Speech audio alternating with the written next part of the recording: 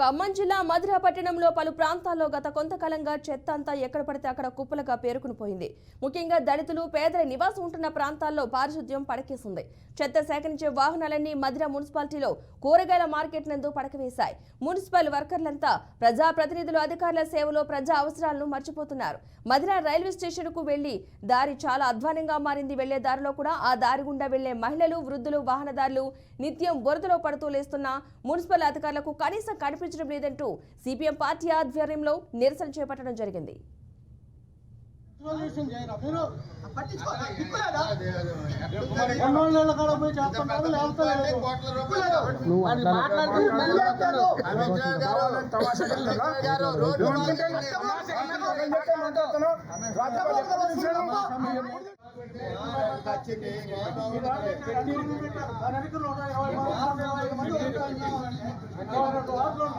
ముప్పై ఐదు మందితో మీరు పని చేపిస్తున్నారు. మన వ్యక్తులకు ఒక 20 మంది పెట్టారు. ఈ వర్షాల్లో 20 మంది వర్కర్స్ ఉన్నారు. మనుషులు నడవైదు కాకుండా